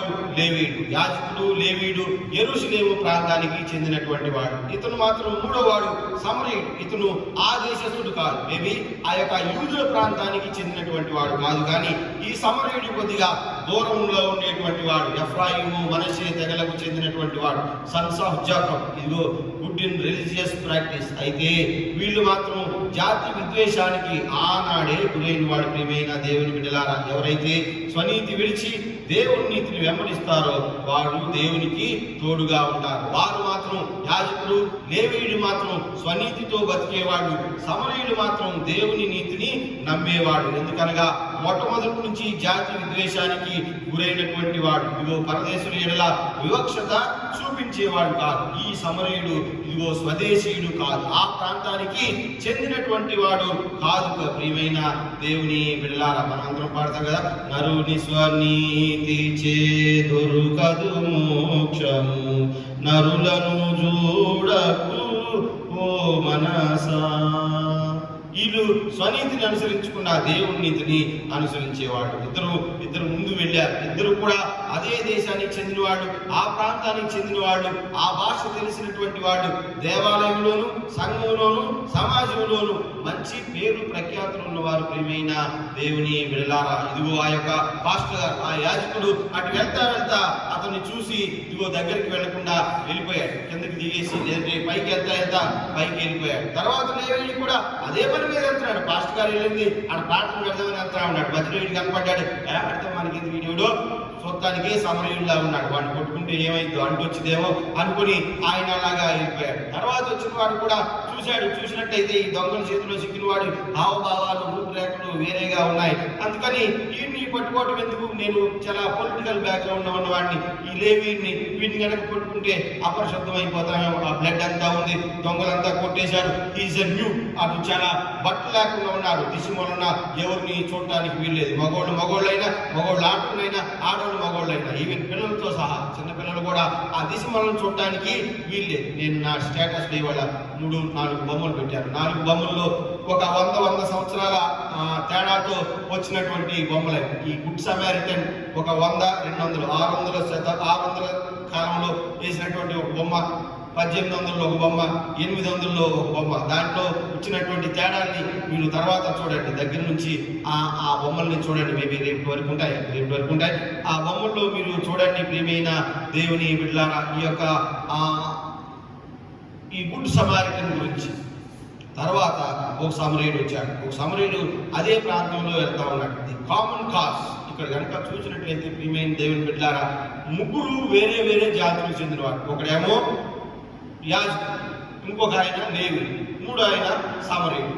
ఈ ముగ్గురు చూసింది ఒక వ్యక్తిని. పైనుంచి పాపం వస్తా ఉన్నాడు. మేబీ ఒక ఆలోచన వచ్చినట్లయితే పైనుంచి అలాగ వస్తున్నాడంటే ఖచ్చితంగా ఆయన యెరూషలేము నుంచి యెరికోకు వెళ్తున్నాడంటే దేవాలయానికి వెళ్ళే వస్తా ఉన్నాడు. ప్రార్థనకు వెళ్ళి వస్తుంటే ఆయన దగ్గర ఉన్న ఎవరో చూసి వాడిని కొట్టేసి ఆయన తీసుకుని వెళ్ళిపోయారు. కొనపాడంతో అక్కడ వదిలేసి వెళ్ళిపోయారు. యాజకుడైనా అనుకోవాలి కదా, అరే ప్రార్థనకి వెళ్ళి వచ్చేవాడిని ఎవరో కొట్టేరురా, అనవసరంగా పాపం మనమని చూడలా. తర్వాత లేవీయుడు కూడా చూడలేదు. కానీ ఒక పరిసయ్యుడు మాత్రం అటు వెళ్తా వెళ్తా చూసి ప్రయాణం అయిపోవచ్చు అతను పడి ఉన్న చోటికి వచ్చి అతనిని చూసి మొట్టమొదట అతనిని చూసి, వీళ్ళు చూడండి కూడా చూడాల, మొట్టమొదట అతనిని చూసి అతని మీద జాలిపడి దగ్గరకు పోయి నూనెయు ద్రాక్షారసము పోసి అతని గాయములను కట్టి తన వాహనం మీద ఎక్కించి మరలా వెనక్కి వెళ్ళాడు. ఎరుకకి మరలా వెనక్కి వెళ్ళి ఒక పూట కూడా వాని ఇంటికి తీసుకొని పోయి అతని పరామర్శించను. మరునాడు అతను 2 దేనారములు తీసి ఆ పూట కోళ్ళ వానికి ఇచ్చి ఇతన్ని పరామర్శించుము, నీకేమైనను కట్టు చేసిన ఎడల నేను మరలా వచ్చినప్పుడు అది నీకు తీర్చేదనని అతనితో చెప్పిపోయాను. ప్రియమైన దేవుని బిడ్డలారా, మరునాడు అతను 2 దేనారములు తీసి, అనగా వీళ్ళందరూ కూడా ఆదివారం ఉదయాన్నే, మీకు అర్థమయ్యే భాషలో సింపుల్ భాషలో చెప్తా ఉన్నాడు. ఆదివారం ఉదయాన్నే ఎర్లీ మార్నింగ్ సర్వీస్కి వెళ్ళి వాడు వస్తా ఉంటే అన్ని దొంగలు కొట్టారు. అయిపోయింది. సెకండ్ సర్వీస్కి మళ్ళీ వీళ్ళు వెళ్తున్నారు. రెండో సర్వీస్కి వెళ్తా ఉండగా ఈయన చూశాడు. ఎవరు? ముందు యాజకుడు చూశాడు. అబ్బే మనకు కుదరదు. లేవీయుడు చూశాడు, కుదరదు. ఈ యొక్క మొత్తం సమరయుడు చూశాడు. సమరయుడు చూసి యెరూషలేము చాలా దూరం ఉంది, యెరికో అప్పుడే స్టార్ట్ అయింది కాబట్టి మరలా వెనక్కి వెళ్ళి తన యొక్క నేను పెట్టిన బొమ్మలో వాడు చాలా ఈ సమరుడు ఏం చేస్తాడు, ఆ పడిన వాడిని కొట్టుకొని అలాగ గుర్రం ఎక్కటానికి, ఆ గాడిద మీదకి ఎక్కటానికి చాలా ఇబ్బంది పడిపోతా ఉంటాడు. ఆయన ఇలాగ గుర్రం మీద వేసుకొని వెనక్కి వెళ్ళి మరునాడు, విచ్ మీన్స్ ఏమైంది అంటే ఆ రోజంతా అతనితోనే ఉన్నాడు. ఈయన రెండో సర్వీస్ ఎగ్గొట్టి దేవాలయానికి వెళ్లకుండా, అంటే యెరూషలేముకి వెళ్లకుండా అక్కడే ఉన్నాడు. వై? బికాస్ ఎందుకున్నాడు? అక్కడే ఉండి అతనికి 2 దేనారాలు ఇచ్చి, మరునాడు 2 దేనారాలు ఇచ్చి, ఇదిగో నేనేం చేస్తున్నానంటే దేవాలయానికి వెళ్తా ఉన్నా, నేను వెళ్ళి వచ్చేటప్పుడు మరలా నీ దగ్గరికి వస్తా. ఒకవేళ ఈ 2 దేనారాలకు మించి కనుక నీవేమైనా ఖర్చు పెడితే నాకు కొద్దిగా ఆ మామూలుగా ఓచర్ రాసి ఉంచు, నేను వచ్చేటప్పుడు నీకు ఇస్తా. ప్రియమైన దేవుని బిడ్డలారా, గమనించండి ఎంత తేడా ఉందో. ఇందాక నేను చెప్పాను కదా, ఈ క్సినోఫోబియా, పరదేశుల ఎడల వివక్షత, వాళ్ళు పరదేశుల ఎడల వివక్షత చూపించడంతో పాటు అక్కడ చూడకపోగా ఆగకపోగా వాళ్ళు వెళ్ళిపోయారు. అయితే ఈ యొక్క జాతిహీనుడు అనుకునేవాడు కానివ్వండి, లేదంటే పరదేశి అయిన వాడు కానివ్వండి, అతన్ని తీసుకొని అతని వాహనం మీద ఎక్కించుకొని తీసుకొని కిందకి వెళ్ళి దేవాలయం కూడా మానేసి దేవుడి కోసం తీసుకెళ్తున్నాడు. యాక్చువల్ గా ఆ నూనె, ఆ ద్రాక్షరసం దేవుడికి వాడాల్సినటువంటివి. ప్రియమైన దేవుడి బిడ్డలారా, అయితే ఇదిగో ఈ యొక్క పరదేశులో, ఇదిగో పరదేశులను బాటసారులను రక్షించుము, ఇది నాకు సంతోషకరమైన మాట. యెహోవా దేవుడు చెప్పినటువంటి మాట. పరదేశులను బాటసారులను మీరు రక్షించండి. వాళ్ళు రక్షించకుండా రూలు రిధం తెలిసిన వాళ్ళంతా వెళ్ళిపోయారు. ఏమి తెలియనటువంటి జాతీయుని మాత్రం అక్కడ ఆగిపోయి చెప్తా ఉన్నాడు. ఏం చేస్తున్నాడు? యేసయ్యకి పూయాల్సినటువంటి నూనె వీడికి పాదాలకి పూశాడు. యేసయ్యకి తాగించాల్సినటువంటి ఆ ద్రాక్షరసము వాడి యొక్క కురుకుల మీద పోసి వాడికి ఫస్ట్ ఎయిడ్ చేసి దాని దగ్గర ఉన్న వస్త్రాల్లో ఏదో ఒక వస్త్రం వేసి తన యొక్క గాడి మీద వేసుకుని కిందకి వెళ్ళి ఆ పని కూడా మానేశాడు. దేవుడి దగ్గరికి వెళ్ళి పని కూడా మానేసి ఒక రోజంతా అక్కడే ఉండి మరునాడు బయలుదేరి వెళ్తా 2 దేనారాలు ఆ హోటల్ వాడికి ఇచ్చాడు. ఆ హోటల్ వాడికి ఇచ్చి, నేను పని మీద పైకి వెళ్తా ఉన్నా, వచ్చేటప్పుడు మరలా నీ దగ్గరికి వస్తా, ఒకవేళ నీవు ఎడిషనల్ గా ఏమైనా వాడినట్లయితే నాకు చెప్పు, నేను అవి నీకు చెల్లించి ఇదిగో ఇతన్ని తీసుకొని వెళ్ళిపోతా. క్లుప్తంగా ఇది ప్రియమైన దేవుని బిడ్డలారా, ప్రభు చాలా హై టెంపర్ లో ఈ మాటలు ఆ యొక్క శాస్త్రికి చెప్పి అప్పుడు అడుగుతున్నాడు, కాగా దొంగల చేతిలో చిక్కిన వానికి ఈ ముగ్గురులో ఎవడు పొరుగువాడని నీకు తోచుచున్నది అని అడిగాను. ప్రియమైన దేవుని బిడ్డలారా, అప్పుడు అడిగేసాయి. ఈ కథ అంతా చెప్పిన తర్వాత దొంగల చేతిలో చిక్కిన వారికి ఈ ముగ్గురులో ఎవడు పొరుగువాడు?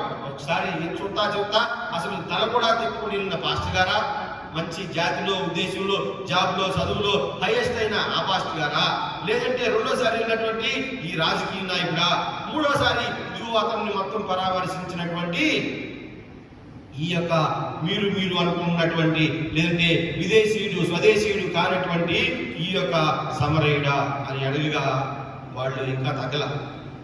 ఆ శాస్త్రిలో ఇంకా తగ్గలేదు. ప్రియమైన దేవుని బిడ్డలారా, ఏమన్నాడు చూడండి. అడుగుగా అతని మీద జాలి పడిన వాడే అని ప్రభువారు ఇందాక నుంచి సమరయుడు మంచి సమరయుడు అంటే ఇలా ఏమంటున్నాడు చూసారా, ఇంకా తగ్గల. నువ్వు చెప్పినా కానీ వాడు దగ్గర. ప్రియమైన దేవుని బిడ్డలారా, ఎంత కథ చెప్పినా కూడా వాడు ఏమనాలా, ఈ ముగ్గురులో ఎవరు పొరుగువాడు, ఈ ముగ్గురులో ఈయనకి ఎవరు పొరుగువాడు అంటే అతను ముగ్గురు మాటల్లో గల ఆయన జవాబు ఏమై ఉండాలి. ఏదర్ యాజకుడు, లేదంటే లేవీయుడు, లేదంటే పరిసయ్యుడు. ఈ ముగ్గురులో ఒకటి చెప్పాలా. కానీ ఆయన ఏం చెప్పాడో చూడండి. కాగా అతని మీద జాలి పడిన వాడే పేరు పిలవటానికి కూడా అతనికి ఇష్టంలా. సమరయుడని నోటిలో నుంచి రావడానికి కూడా అతనికి ఇష్టం లేదు. అందుకే జాతుల మధ్య వివక్ష, అందుకే మానవాళిలో సగం నరుకుని వచ్చింది ఈ యొక్క జాతి వివక్ష వల్లనే. ప్రియమైన దేవుని బిడ్డల, జాతి వివక్ష ఏమొస్తుంది? అందరినీ సృష్టించిన వాడు సృష్టికర్త ఒకటే. రంగులో ఏముంది, రూపంలో ఏముంది, లేదంటే ప్రదేశంలో ఏముంది? ప్రియమైన దేవుని బిడ్డల, అందరూ దేవుని యొక్క స్వరూపం దాల్చుకుని ఇదిగో ఈ లోకానికి వచ్చిన వారే, దేవుని యొక్క మహిమను పొందుకొని జీవిస్తున్న వారే, దేవునిలో ఉండి ఆయన యొక్క గొప్ప కార్యాలను చూస్తూ ఆయన దినదినం అనుగ్రహించేటువంటి ఆయుష్ను పొందుకొని జీవిస్తున్న వారే. అయినప్పటికీ దేవుడిచ్చేటువంటి ఆయుష్, ఆరోగ్యం తీసుకొని నేను తెల్లోడిని, నీవు నల్లోడివి, నేను ఎత్తోడిని, నువ్వు పొట్టోడివి, నేను ఇంగ్లీష్ మాట్లాడతాను, నీకు తెలుగు వచ్చు, నీ తెలుగులో మాట్లాడతాను, నేను ఇంగ్లీష్ వచ్చి, నా దగ్గర డబ్బులు ఉన్నాయి, నీ దగ్గర డబ్బులు లేవు, మాది మొదటి పెంచి, నీ రెండో పెంచి, మాది నాలుగో పెంచి, మీది ఆరో పెంచి, మా నాన్న అది, మా తాత ఇది, నీకేం లేదు. ప్రియమైన దేవుని బిడ్డలారా, సంఘాల్లో చీలికలు, సమాజంలో చీలికలు, దేవాలయంలో చీలికలు, రాష్ట్రం, దేశం, ప్రపంచంలోనే చీలికలు అంతా కూడా ఇదిగో ఈ జాతి వివక్షనే ఉంచినట్లే. చూడండి, చివరికి అంతా కథ ఇన్ని కూడా ఎవడు పొరుగువాడని నీకు తోచున్నదని అనేను. అందుకు యేసు నీవు వెళ్ళి అతని మీద యేసు అడగగా, కాగా దొంగల చేతిలో చిక్కిన వానికి ఈ ముగ్గురులో ఎవడు కొనుక్కువాడని నీకు తోచున్నదని యేసుని అడగగా అతని మీద జారి పడిన వాడే అని. అందుకు యేసు నువ్వు వెళ్ళి అలాగున చేయమని అతనితో చెప్పెను. అలాగ చేసిన ఎడలా నీవు బ్రతికేదు. ఇందాకన్న మాట, ఇదిగో నీవు అలాగా ఉత్తరం ఇచ్చుతుంది, మంచి ఉత్తరం ఇచ్చుతుంది, అలాగ చేయము నీవు బ్రతికెదవు ముందు అన్నమాట. అలాగ చేయము నీవు బ్రతికేదు 18వ వచనంలో. చివరికి వచ్చేసరికి 37వ వచనంలో కనుక చూసినట్లయితే, అందుకు యేసు నువ్వు వెళ్ళి అలాగ చేయము నీవు బ్రతికెదవు. అక్కడ రాయలేదు, కానీ దాని ఉద్దేశం అదే. నువ్వు అలాగ చేయము నీవు బ్రతికెదవు. ఎలా చేయాలంటే జాతి వివక్షతను వదిలేసి ఇదిగో నీవులాగా ఆ యొక్క మంచి సమరయునిలాగా చెయ్యి.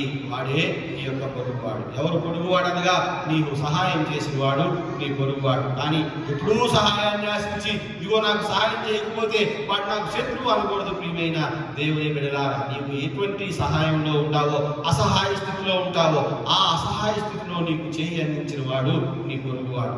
దేవుడు నిన్ను దీవించిన కొలది, దేవుడు నిన్ను ఆశీర్వదించిన కొలది, దేవుడు నిన్ను అభివృద్ధి పరిచిన కొలది, ఇదిగో అభివృద్ధిలో లేని వారికి నీ చేయి చాస్తావే, నీకు వాడు నీకు పొరుగువాడు. మొన్న ఈ మధ్యన పాస్టర్ గారికి సహాయం చేసిన దాంట్లో పేరు ఒక పెద్ద వ్యక్తి చాలా మంచి సహాయం చేశాడు. ఆయనకి వాళ్ళు ఎవరో తెలియదు, నేను ఒకనే తెలుసు ఆయనకి. ఆ పాస్టర్లు ఎవరో తెలియదు, వాళ్ళు ఎక్కడున్నారో కూడా తెలియదు, వాళ్ళ ఇబ్బంది కూడా తెలియదు, వాళ్ళు ఏంటో ఎవరో కూడా తెలియదు.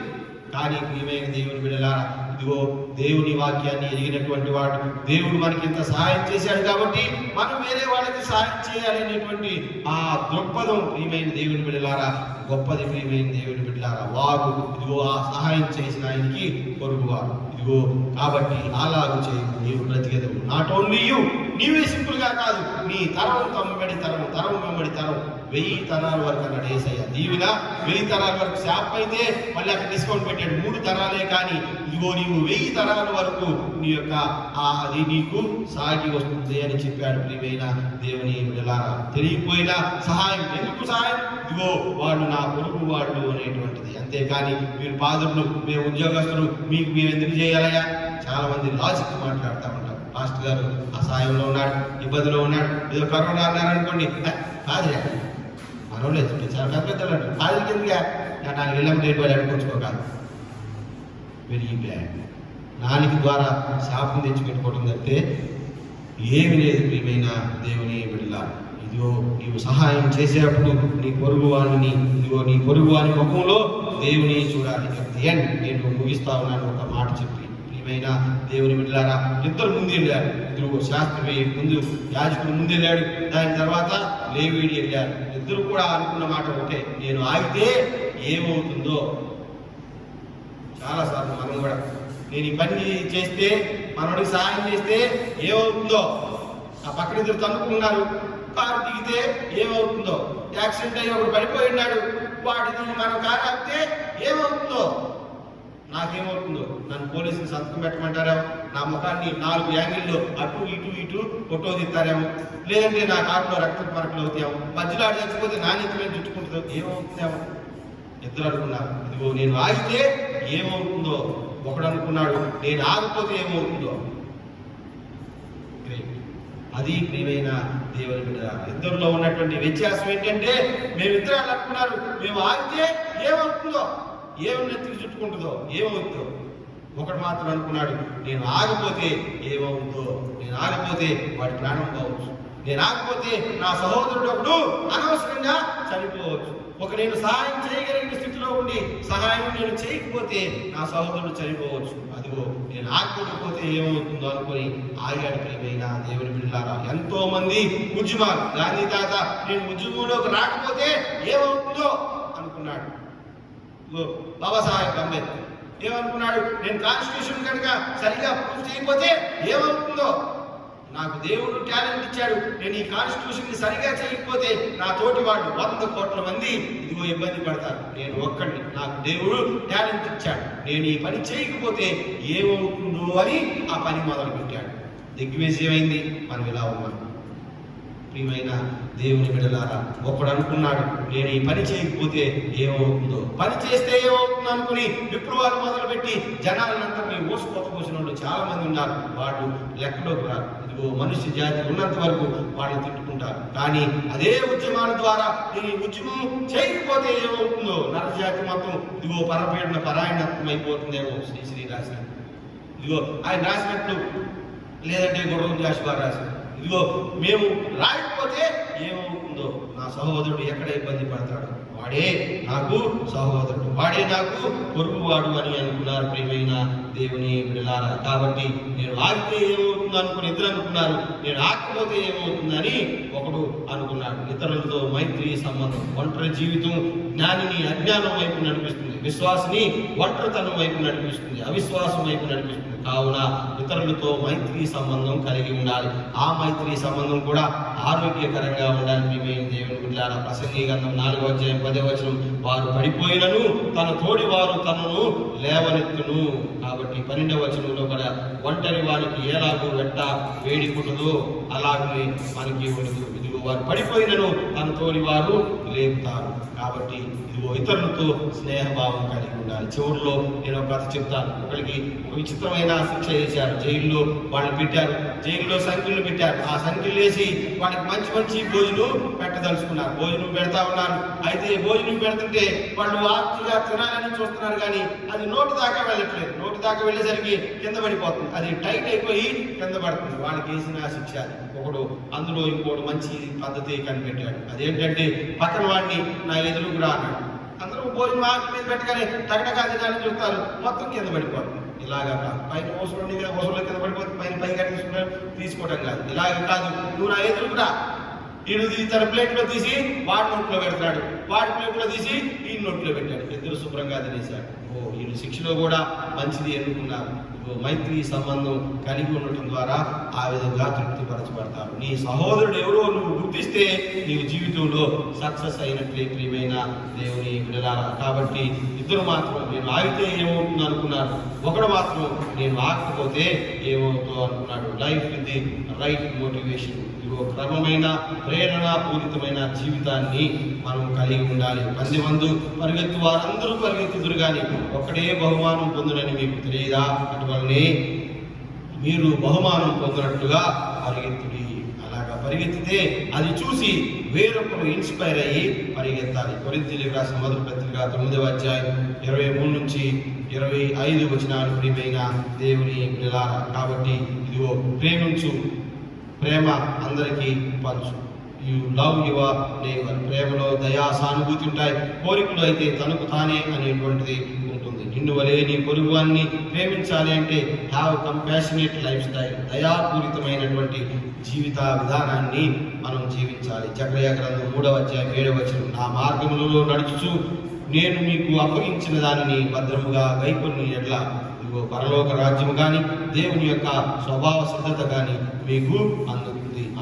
అందులాగున మనమందరం ప్రయత్నం చేయాలి. ఇదిగో నేను ఆగకపోతే ఏమవుతుందో అని అనుకోవాలి. ప్రియమైన దేవుని బిడ్డలారా, నేను సహాయం చేయకపోతే ఏమవుతుందో అనుకోవాలి. నేను సహాయం చేస్తే ఏమవుతుందని కాదు, నేను సహాయం చేస్తే ఏమవుతుంది అని అనుకుంటారు చాలా మంది. నేను సహాయం చేస్తే మనకు 1000 రూపాయలు బ్యాంక్ అకౌంట్ పెరిగింది అనుకుంటారు. కానీ అది కాదు అనుకోవాల్సింది. నేను సహాయం చేయకపోతే ఏమవుతుందో, నేను ఆగకపోతే ఏమవుతుందో అది ఆలోచించాడు ఈ సమరయుడు. దేవుని దృష్టిలో గొప్పవాదిగా ఎదిగాడు. అటువంటి గొప్పతనం మనము సంపాదించుకున్నాం. దేవుడి మాటను దీవించును గాక.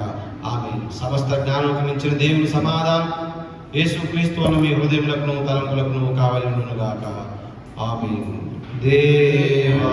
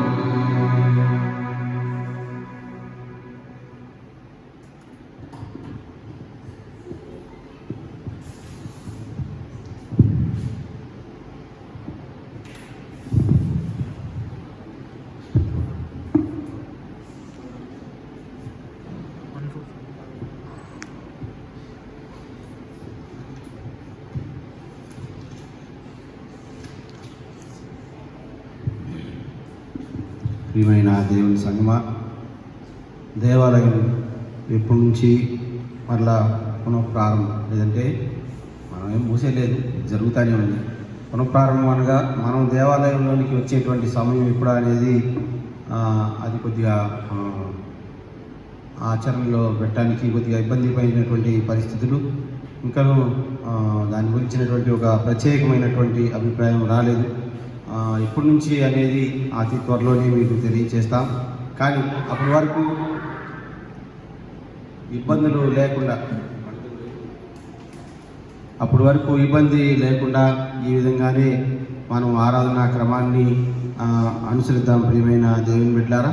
రెండవది, మన సంఘ ట్రెజరర్గా పనిచేసినటువంటి శ్రీ బి డేవిడ్ రత్నకుమార్ గారు, వారు 2 పర్యాయాలు అనగా 2x2 2 టర్మ్స్ 2 సంవత్సరాలు అనగా 4 సంవత్సరాలు వారు సంఘాన్ని ఎంతో అభివృద్ధి పదవుల్లో నడిపించిన విధానాన్ని బట్టి వారికి వందనాలు. వారి సమయం ముగించబడటం వలన కొత్త ట్రెజరర్ గారిని సంఘ సమాలోచన సభ్యులు అనగా ప్యారిష్ చర్చ్ కౌన్సిల్ వారు ఎన్నుకోవడం జరిగింది.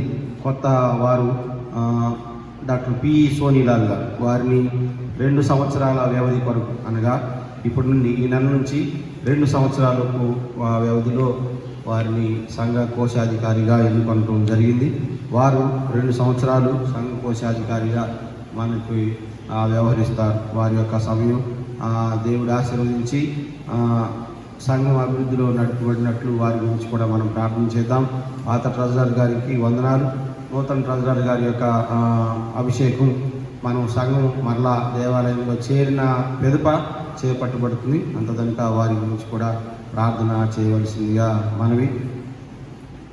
ఇది ప్రకటనలు. అందరం కలిసి సంఘారాధన కీర్తన పుస్తకం నుంచి 145వ కీర్తన, నీవే అని నమ్మిక, యేసు నాకు నీవే అని నమ్మిక కీర్తన పాడి చివరి వచనం అయిపోయిన పిదప ప్రార్థన, ప్రభు ప్రార్థన దీవెనతో తిరుగుతున్న తర్వాత 13వ ఆదివారపు ఆరాధనా క్రమాన్ని ముగిద్దాం. అందరం కలిసి సంఘారాధన కీర్తన పుస్తకం నుంచి 145వ కీర్తన పాడదాం. నీవే అని నమ్మిక, యేసు నాకు నీవే అని నమ్మిక, నీవే మార్గము, నీవే సత్యము, నీవే జీవము, నీవే సర్వము, నీవే నమ్మిక,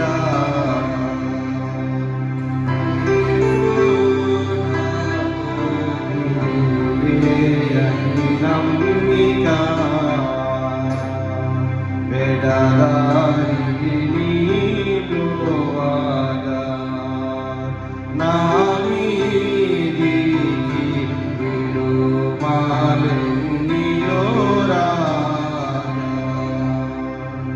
అడవిలో పడి నేను అడాలుచుండగా తడవకుండా దొరుకు ధన్యమౌ మార్గములు, నీవే అని నమ్మిక, యేసు నాకు నీవే అని నమ్మిక,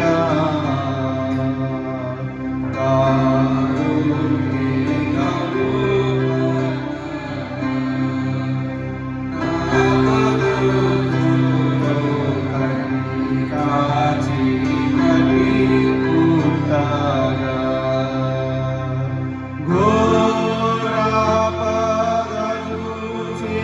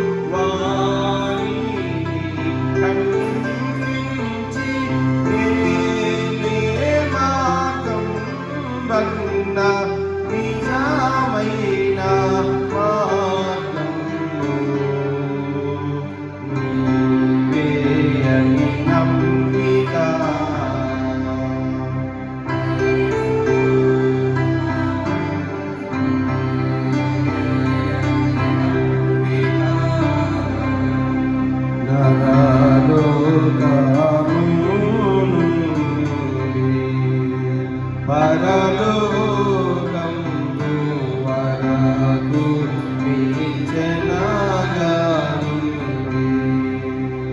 నరులకు ముందుగా నడచుచుందుకి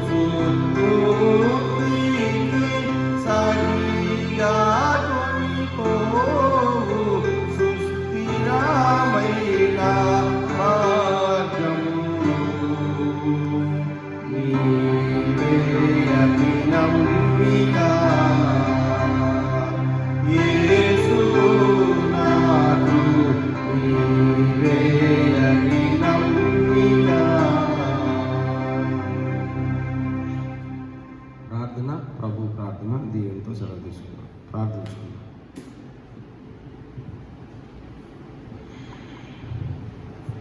సర్వశక్తి నిచ్చుడైన మా పరలోక తండ్రి, నీ పరిశుద్ధ నామానికి వందనాలు, స్తుతులు, స్తోత్రములు చెల్లించున్నాం.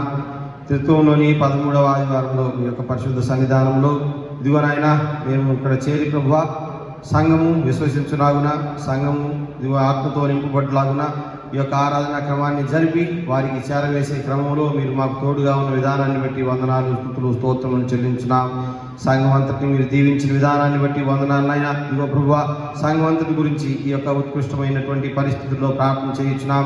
చిన్నబిడ్డలు, యవనస్తులు, స్త్రీలు, పురుషులు, వృద్ధులు ప్రతి ఒక్కరి గురించి ప్రార్థన చేయించున్నాం. ప్రతి ఒక్క బిడ్డకు మంచి ఆరోగ్యాన్ని దయచేయమని వేడుకొంచున్నాం. మంచి ఆయుష్యాన్ని గ్రహించమని వేడుకొంచున్నాం. ఇదిగోనైనా ఎవరెవరి ఉద్యోగ బాధ్యతల్లోనూ, ఎవరెవరి జీవిత విధానంలోనూ, జీవిత శైలిలోనూ మీరు వారికి తోడుగా ఉండమని వేడుకొంచున్నాం. దీవించండి. మీరు అనుగ్రహించినటువంటి మహిమను బట్టి, మీరు అనుగ్రహించినటువంటి కృపను బట్టి ఎత్తుదనుక బిడ్డలు ప్రభువా వారి యొక్క జీవిత గమనాన్ని ప్రభువా ఇదిగోనైనా ఎటువంటి కొదవ లేకుండా వారు ఇదిగో తండ్రి ఈదుతూ ఉన్న విధానాన్ని బట్టి వందనాలు.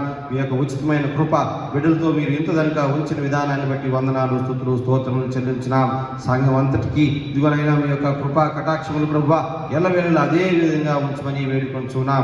ఇదిగోనైనా ఉద్యోగాలు చేసేటువంటి బిడ్డల గురించి, క్యాంపులు వెళ్ళేటువంటి వారు, లేదంటే ప్రభువా ఇదిగోనైనా బయట ఎక్కువ సంచరించేటువంటి ఇదిగోనైనా బిడ్డల గురించి ప్రార్థన చేయించున్నాం. సంఘ బిడ్డలు తండ్రి ఇదిగో ప్రభువా వారి యొక్క ఉద్యోగాల నిమిత్తం అనేక మందిని కలవటం కానీ వారి యొక్క ఆఫీసుకి వెళ్ళే తరుణాల్లో కూడా ఈ బిడ్డలకు మీరు తోడుగా ఉండండి. ఇదిగోనైనా బిడ్డలకు మీరు సర్వాంగ కవచాన్ని ధరింపచేసి ఎటువంటి అనారోగ్యం కలగకుండా, ఎటువంటి ఇన్ఫెక్షన్ ప్రభువా, ఎటువంటి తండ్రి ఇది యొక్క వైరల్ ప్రభావం లేకుండా ప్రభువా బిడ్డలకు మీరు తోడుగా ఉండమని వేడుకొంచున్నాం. తోడుగా ఉండండి, దీవించండి, ఆశీర్వదించండి. సంఘంలో జరిగేటువంటి అన్ని పనులకు మీరు తోడుగా ఉండండి ప్రభువా.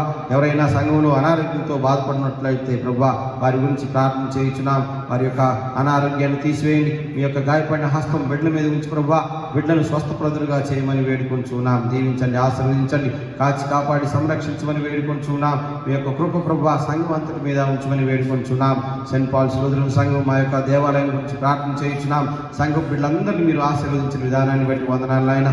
రాబోయే రోజుల్లో కూడా ఇదిగోనైనా మేము ఇక్కడ చేరి మిమ్మల్ని స్తుతించి పర్యంతం ప్రభువా వీళ్ళందరికీ మీరే తోడుగా ఉండమని వేడుకొంచున్నాం. సంఘం ఐకమత్యంతోనూ ఇదిగోనైనా సంఘం ఏకభావంతోనూ ఉండే భాగ్యం దయచేయమని వేడుకొంచున్నాం. ఇంకా ఎవరికైనా సహాయం సంఘం చేయవలసి ఉంటే ప్రభువా ఇదిగోనైనా బిడ్డలు నేను చేయకపోతే ఏమవుతుంది అని ఆలోచించే భాగ్యం, నేను చేస్తే అని కాకుండా ప్రభువా ఇదిగో నేను చేయకుండా ఆగిపోతే ఎటువంటి పరిణామం వస్తుందో అనేటువంటి మంచి కృప బిడ్డలకు మంచి ఆ యొక్క సలహాన్ని మీరు దయచేయమని వేడుకొంచున్నాం. దీవించండి. సంఘ బిడ్డలందరూ కూడా ప్రభువా చేయి చాచే బిడ్డలుగాను, సహాయం చేసే బిడ్డలుగాను, ఇవనైనా అనేకులకు మాదిరికరమైన బిడ్డలుగాను ఉంటున్న విధానాన్ని బట్టి వందనాలు. అందుకనే ప్రభువా అనేక మంది సహోదరులను ఇవనైనా అనేక మంది ఇదిగో తండ్రి మా పొరుగు వారిని మీరు మాకు జత చేసిన విధానాన్ని బట్టి వందనాలు. ఇదిగో మాలో ఉన్న ప్రతి ఒక్కరు కూడా మా పొరుగు వారు ఎవరో తెలుసుకొని నడుస్తూ ఉన్న విధానాన్ని బట్టి వందనాలు, స్తుతులు, స్తోత్రములు చెల్లించున్నాం.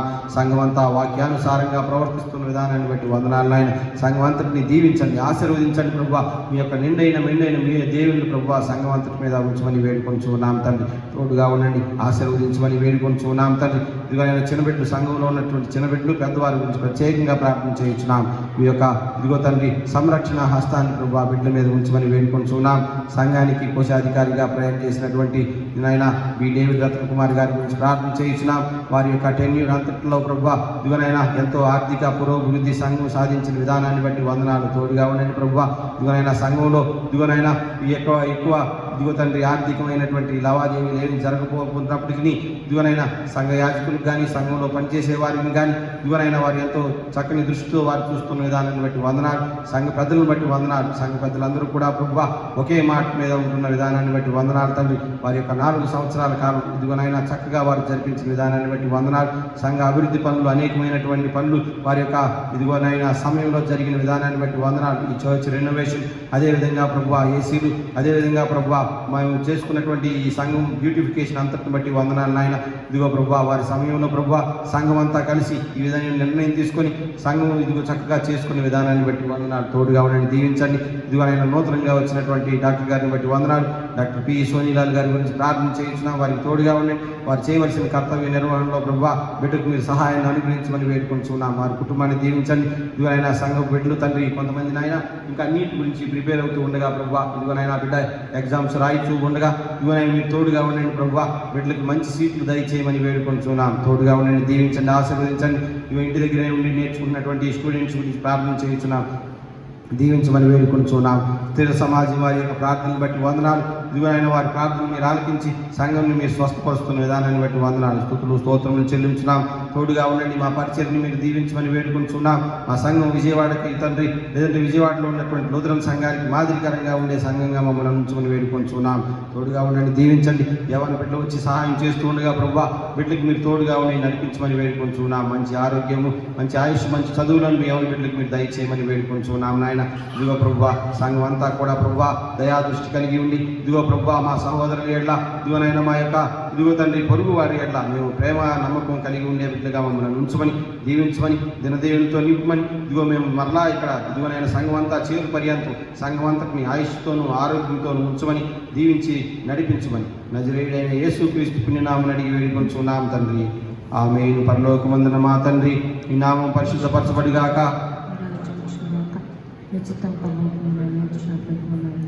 మా నిజాహారం మీరు మాకు దయచేయం. మా ఇలా ప్రార్థన చేసిన వారిని మేము క్షమించిన ప్రకారం మా ప్రార్థన క్షమించు.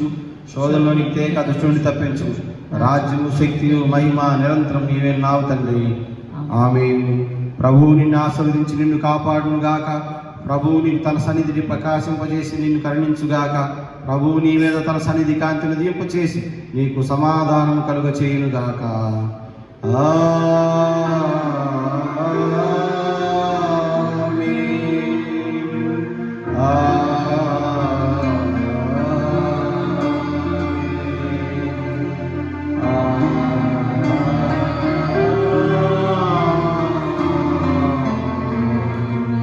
క్రైస్తవ మైత్రిని సంఘములో విస్తరణము చేయగను